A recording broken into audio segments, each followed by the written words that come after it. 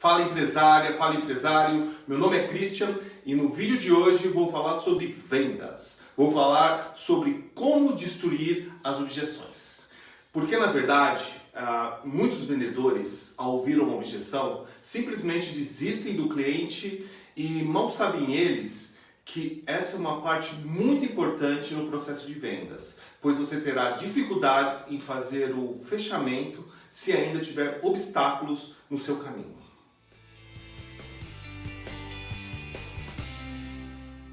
Eu acredito muito que vendas é uma ciência e que existe todo um processo, todo um método, toda uma técnica. E tudo isso, mais o jeito, o estilo de vendas do vendedor, faz a diferença entre um profissional top de um profissional medíocre.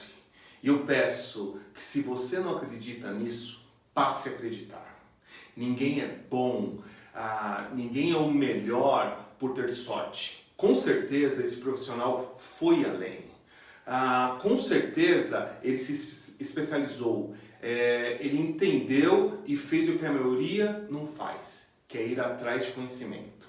Falando em todo o método de vendas, se você tiver feito todo o processo com excelência, tipo, conseguiu fazer uma abertura de vendas amigável, entendeu de fato o que o seu cliente quer, mostrou adequadamente o produto, entre outros passos. Destruir as objeções deve ser o ponto menos significativo de todos. Mas se você não tiver feito bem os processos, aí destruir as objeções vira a técnica mais importante. Muitos vendedores interpretam a objeção do cliente como uma recusa. Nós pensamos que pelo motivo do cliente não ter decidido pela compra, principalmente decidido agora, significa que ele nos rejeitou ou rejeitou o produto. Uma coisa é certa, objeções sempre aconteceram. Com certeza desde que alguém tentou vender alguma coisa. E sempre acontecerão. Elas sempre vão existir. Então, não tem como mudar isso. Objeções fazem parte do jogo. Isso não quer dizer que você perdeu a venda por conta delas. Longe disso. Você tem que saber contornar e depois destruí-las com muita habilidade e principalmente com muita sutileza. Porque senão facilmente você vai se afastar do seu objetivo, que é realizar a venda. Presta atenção em todos esses anos que se passaram. Com certeza houve uma especialização e um aprimoramento das técnicas para se efetuar uma venda.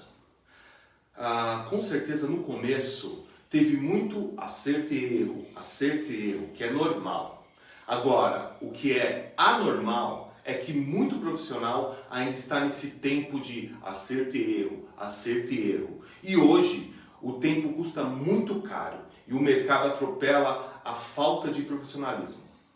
Imagina os médicos da antiguidade, onde tinham poucos recursos e nenhum tipo de técnica. Eles com certeza agiam pela intuição, acertando algumas vezes e errando outras. Conforme acertando, eles deviam anotar experiências para servir de apoio a futuras descobertas. Também houve uma evolução grandiosa, ainda está tendo evolução nessa área. E isso não é só na medicina, em diversos segmentos também. Agora, por que vendas não pode ter essa evolução? Por que grande parte dos vendedores trabalham no achismo, sem aplicar técnica nenhuma? Tem profissional que se recusa a aprender com a experiência dos outros e insiste em rotinas de trabalho, vamos chamar assim, improdutivas, porque eles já estão acostumados. É como dizem, né? Mudar dá trabalho.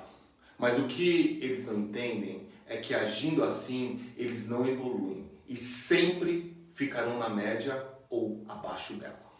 Mas aí vem a pergunta, eu faço tudo certo, por que então os clientes fazem objeções? A resposta não é tão simples assim, principalmente porque essa é uma das partes da venda que é cercada de muitos mitos. Essa também é a etapa em que os vendedores mais desobedecem, com as justificativas, por exemplo, não quero ser muito agressivo, ou não gosto que façam esses tipos de perguntas para mim, então também não faço para os clientes. Essa era a que eu mais ouvia. A maioria das objeções que um vendedor ouve não é original.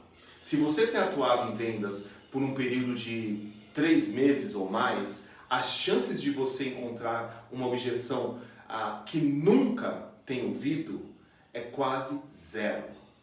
E é engraçado que mesmo ouvindo as mesmas objeções todo dia, muitos vendedores sequer pensam em lidar com elas. Lembre-se, na maioria das vezes as pessoas compram por 2 motivos: confiança e valor. Eu vou falar muito desses 2 pontos no vídeo. E claro, né? Na maioria das vezes, os clientes não compram pela falta de confiança e pela falta de valor.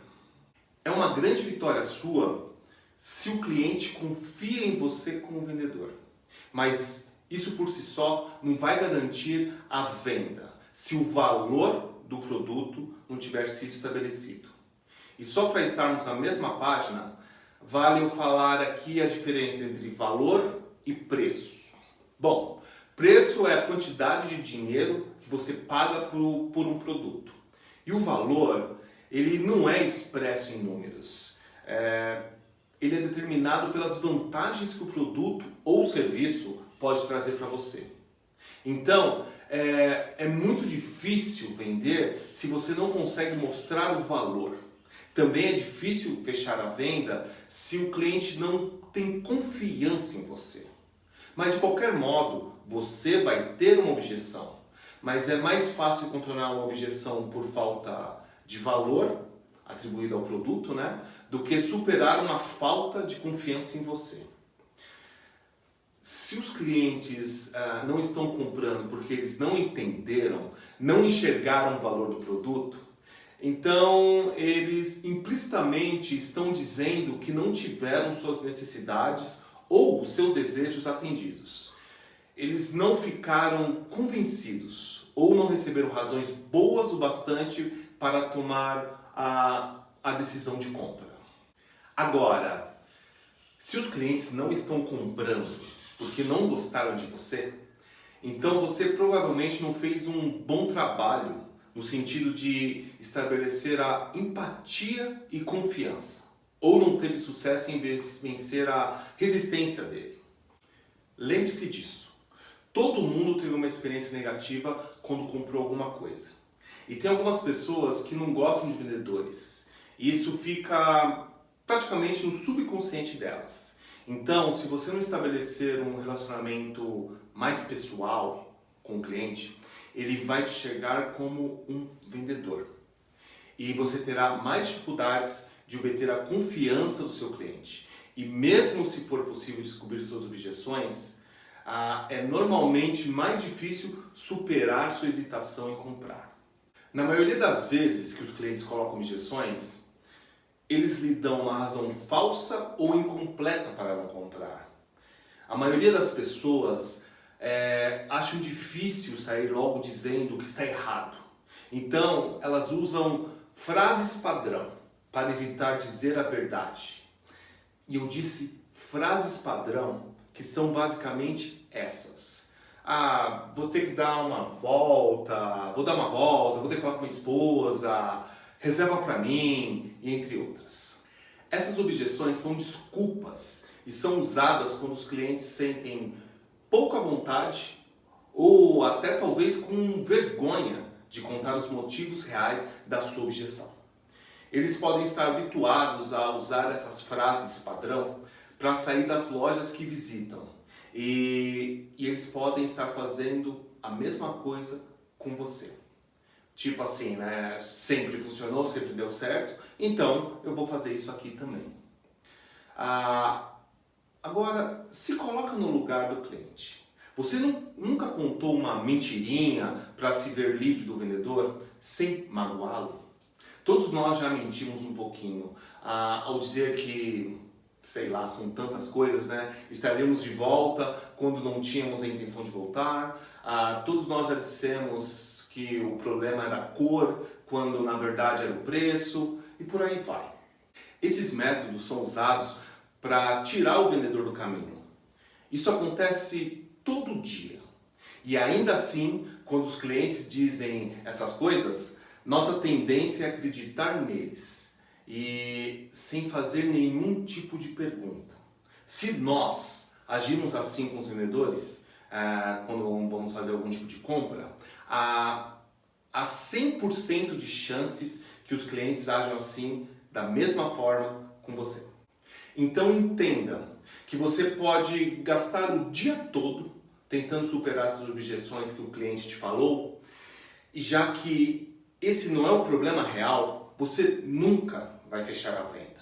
É por isso que é vital você trabalhar para descobrir a objeção real e não simplesmente acreditar cegamente na afirmação do seu cliente. Mas então, como destruir a objeção? O segredo é você trabalhar com o cliente. E eu já vou explicar um pouco melhor. Alguns vendedores agressivos, pensam que superar a objeção do cliente significa falar mais do que ele, ou cansá-lo até que ele compre. Tem até profissional que ignora as objeções e continua tentando até fechar a venda. E também tem outros vendedores que são tão preocupados em não parecerem agressivos que nem tentam descobrir as objeções, quanto mais trabalhar em cima delas. Para você ser bem sucedido para destruir as objeções, depende muito da sua empatia pelos sentimentos dos seus clientes. Ou seja, resumidamente falando, é a capacidade de você se colocar no lugar do cliente. Também significa que você não deve criar uma situação de briga ao posicionar a loja contra o cliente. Ao contrário, você tem que se colocar ao lado dele, sendo sensível aos seus interesses. Fazendo isso, você terá desarmado o ego dele e a sua colocação será vista como algo construtivo. Agora você começa a ficar mais do lado dele e nessa posição você pode ser visto como uma espécie de conselheiro. Você não é mais visto como um adversário. Se você puder mostrar compreensão pela posição dos seus clientes, faça isso. Por exemplo, se eles disserem que o preço está muito alto, mostre que você entende os seus sentimentos. Deixe que seus clientes saibam que você se importa com as suas preocupações. Permita que o cliente perceba o seu apoio. Entenda, você não está fazendo isso para ser falso. Você está fazendo isso para ajudar o seu cliente a tomar a melhor decisão. Então, para destruir a objeção dele, você tem que seguir alguns passos. E começando com escutar a objeção do seu cliente até o fim. Isso pode parecer muito bobo, mas ninguém escuta com atenção. Então, não interrompa seus clientes no meio da frase, pois isso dá a entender que o que eles têm a dizer não é importante o bastante para você ouvir. Vale aqui explicar a diferença entre ouvir e escutar, né? Ouvir remete ao sentido de audição, aquilo que é ouvido. Já escutar é quando você presta atenção, quando você tenta entender o que está sendo dito. Se você deixar os clientes terminarem de expressar suas preocupações, pode descobrir que em alguns casos, algumas vezes, eles só estavam resmungando antes de se decidir por fazer a compra. Essa resmungada já faz parte da venda, tipo, pô, tá caro, hein? E aí com um sorriso você espera alguns segundos antes de dizer alguma coisa. Você não fala de bate-pronto. Você vai ver que algumas vezes o próprio cliente vai responder algo do tipo, pera, se vou comprar. Ou, beleza, vou levar. Faça isso para você ver. Depois que você ouviu a objeção até o fim, você tem que apoiar essa objeção. Seus clientes vão gostar bastante em saber que você apoia suas preocupações. Ao repetir a objeção, literalmente seguida por um "eu posso entender" ou um "eu compreendo", você vai se colocar ao lado dos seus clientes, você vai mostrar que não quer somente vender para ele. Fica mais ou menos assim. O cliente diz, volto depois. Aí você pode dar um apoio, né? Eu entendo que você queira voltar mais tarde. É uma decisão importante e você quer fazer a melhor escolha, né? Não é mesmo? Você apoia a objeção e no final do seu apoio você termina com essa perguntinha, que no caso que eu usei não é mesmo? Para fazê-lo concordar com você. Essa perguntinha final é chamada de afirmação positiva. Outras afirmações positivas são frases como você não concorda, não poderia, não seria, não deveria, não é? Só tenha cuidado com afirmações positivas que se tornem hábitos irritantes na linguagem. Você ouve esses vícios com palavras repetidas com frequência, como certo, seguido por outro certo, seguido por outra frase que termina com certo e por aí vai. Ao apoiar a objeção do cliente, você demonstra empatia e o cliente valoriza isso.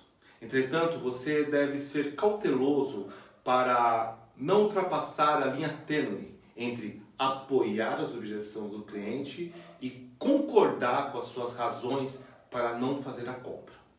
Você nunca deve dizer, você está certo, eu também acho que nossa loja é cara. Ou, eu concordo, esse produto é muito caro mesmo. Você quer entender os sentimentos do seu cliente, mas não endossá-los. Em seguida, é importante você pedir permissão para continuar. Antes de fazer qualquer pergunta ao cliente, é mais educado pedir permissão dizendo, posso lhe fazer uma pergunta? Dessa forma, você vai estar obtendo o consentimento dele para continuar o diálogo. E você está arrancando outro sim dele. Pois raríssimas vezes o cliente vai falar não, que não quer que você faça uma outra pergunta. E que pergunta você faz para o cliente, hein? A pergunta muito simples é, você gostou? Na maioria das vezes, você vai ter que fazer várias perguntas até descobrir a verdadeira objeção do seu cliente. Mas a primeira pergunta é sempre essa. Você gostou do produto? Uma pergunta direta assim, frequentemente encoraja o cliente a se revelar e a dizer exatamente o que passa em sua cabeça. Se o cliente respondeu sim, eu gostei, ele está confirmando isso para si próprio. E isso é mais um passo para você fechar sua venda. E lembre-se que já foram 3 sims até aqui. Um quando você apoiou a objeção, o segundo quando você pediu permissão para fazer uma pergunta e agora esse sim. Essa é a lei da concordância e da coerência. Quanto mais sim você tirar do seu cliente, mais você vai estar perto da venda. Mas se o cliente diz que não gostou do produto, ou que gostou, mas sem muito ânimo, procure descobrir do que ele não gostou. Por exemplo, vamos supor que a resposta à pergunta foi, é legalzinho. Isso significa que a sua venda está correndo perigo. Às vezes você perdeu alguma coisa importante durante a conversa, durante a sondagem, ou o cliente não sabe o que quer, que é muito normal também. É interessante você sondá-lo novamente para você descobrir o que você deixou passar e ajudar o cliente a deixar a sua necessidade mais clara. E voltando um pouco no tema confiança que o cliente tem que ter em você, olha só como isso é importante. Quando o cliente responder que gostou do produto, mas com aquela energia zero, né, que ele gostou duvidoso, você pode perguntar algo do tipo, não parece muito animado, hein? Me diz aí, qual é o problema? Se você fizer isso de uma forma simpática e natural, o cliente vai revelar a verdadeira objeção, sem você precisar fazer mais perguntas para isso. Fazer esse tipo de pergunta vai ser mais fácil se você conseguiu se aproximar mais do cliente durante o processo de vendas. Bom, e se não der certo, aí você vai ter que ir para a técnica da investigação. Durante o processo de vendas, você entendeu as razões pessoais pelas quais o seu cliente queria o produto. E você se apoiou nessas informações quando você fez a apresentação e teve o cuidado de fazer com que o item correspondesse às necessidades do seu cliente. No momento em que você mostrou o produto, claro que você também falou das características e dos benefícios desse produto. E quando eu falo da investigação, talvez você precise reafirmar esses pontos para ver se o cliente ainda concorda e também ver se esse é o produto que o cliente quer. Você tem que detectar o que no produto incomoda o cliente. Você tem que descobrir se os benefícios que você demonstrou, aqueles que o cliente disse que queria, eram realmente o que ele buscava. Se você reforçar os benefícios, você vai descobrir o que realmente estava incomodando. Essa é uma reação típica do cliente, porque por algum motivo ele não consegue falar abertamente sobre o problema real, até que você descubra. Agora um ponto importante: resista em oferecer formas de pagamento durante essa fase de lidar com as objeções. Porque você não sabe ainda se o problema do seu cliente é de orçamento. Se seus clientes não estão felizes com o produto, não importa se o seu preço é competitivo, se é o último item do estoque, ou se você oferece facilidade de pagamentos, descontos, etc. Se você em algum momento tiver que descobrir o que se passa na cabeça do cliente, a hora é agora. A menos que você possa identificar a objeção real e superá-la, a forma de pagamento nunca será uma solução. E por último, depois que você fez tudo isso, aí sim você deve perguntar para o cliente sobre o preço. Sempre faça essa pergunta por último, quando não houver mais nada a perguntar, e formule-a de uma forma não agressiva. Por exemplo, você pode perguntar: o que você achou do preço? Ou você pode perguntar também como você se sente em relação ao preço. E assim, não tenha vergonha ou pense que você está sendo indelicado fazendo essas perguntas. Muitas vezes é você que está criando desculpas para não fechar a venda. É importante trazer à tona qualquer obstáculo potencial que possa existir antes de levantar a questão do preço. Se a única preocupação do seu cliente é como uma característica do produto em particular pode beneficiá-lo, você pode resolver esse problema e nunca ter de perguntar sobre preço para ele. Você também tem que ter certeza que não existem outros problemas antes de falar sobre preço. Alguns clientes são relutantes e às vezes ficam até embaraçados para falar livremente sobre dinheiro. Então, sua pergunta precisa ser formulada de uma forma não agressiva, igual como eu disse antes. Por exemplo, como você se sente em relação ao preço? A resposta será que o preço está muito alto ou que está bom. Ninguém reclama que o preço está muito baixo. Se o preço está bom e você estabelece uma relação de confiança com o cliente, então o problema só pode ser falta de valor. Aí você tem que apoiar os sentimentos dele ao afirmar que você entende sua preocupação com o preço. Explique que o seu produto tem grande valor e que é importante para você que seus clientes entendam isso. Então, é hora de dar a cartada final, que no caso é mais ou menos assim. Você deve perguntar: como você se sente em relação ao preço? E aí ele pode responder: achei bom. Aí você pode falar algo do tipo: legal que você disse isso. nós nos preocupamos sempre em oferecer preços justos. E é bom você ter certeza que está fazendo um bom negócio, não é mesmo? Depois do cliente concordar com a sua pergunta, você reforça a característica ou benefício, falando mais ou menos assim. Me desculpe, mas eu esqueci de dizer uma coisa sobre esse produto que é muito legal. Você vai dar uma informação adicional ao seu cliente, ou algumas informações mais técnicas, e assim você vai demonstrar mais conhecimento sobre o produto. Dessa forma, você vai dar mais motivos para que o cliente confie em você e também você vai agregar mais valor ao produto.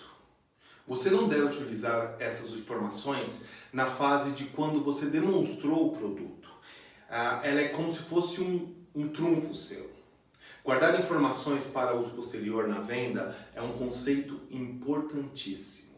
Se você disser ao seu cliente tudo o que sabe no começo do processo, o que você vai fazer mais tarde quando tiver que adicionar algum valor?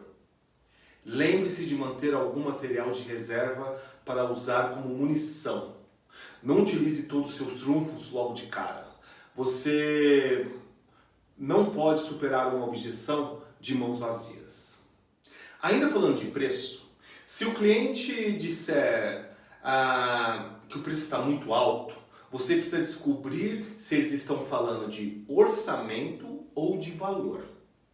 Bom, se o cliente não pode comprar o produto, o vendedor está lidando com um problema de orçamento.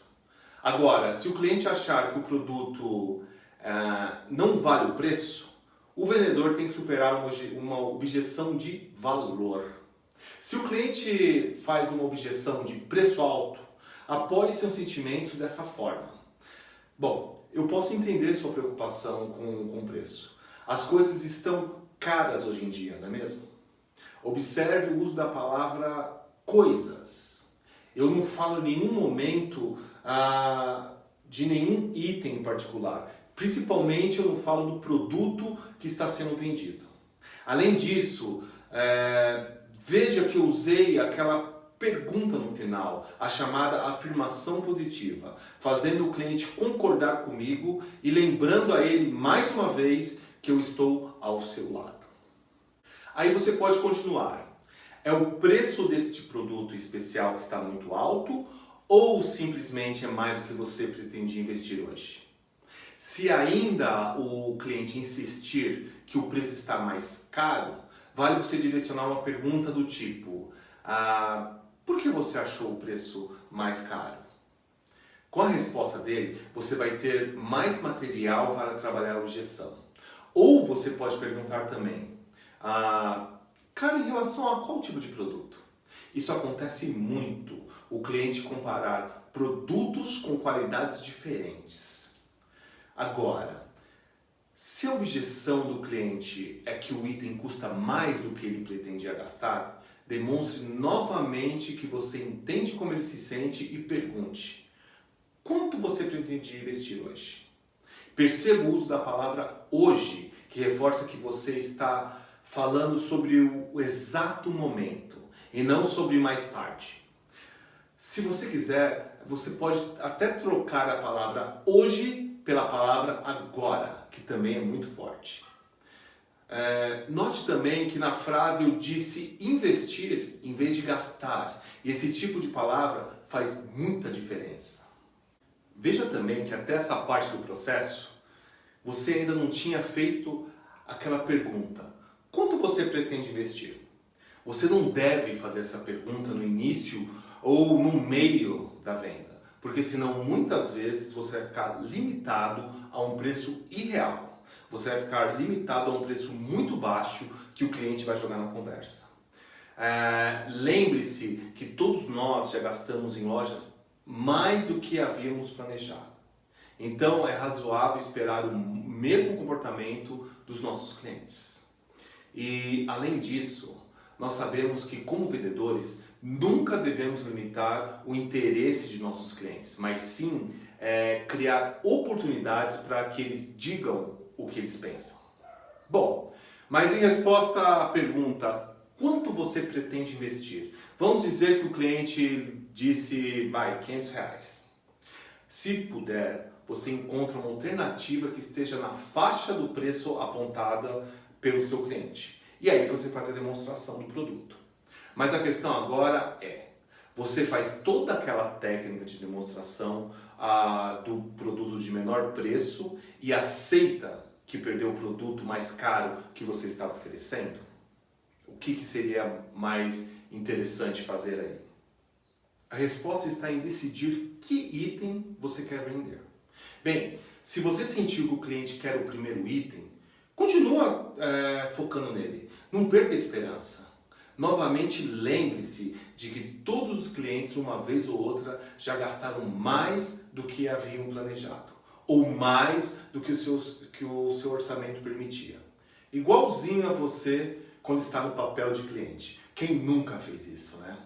O interessante é você manter o item mais caro com você quando você for mostrar o produto de preço inferior para o cliente. Sem fazer nada para valorizar o artigo de preço mais baixo, apenas pergunte para o cliente: e quanto é esse aqui?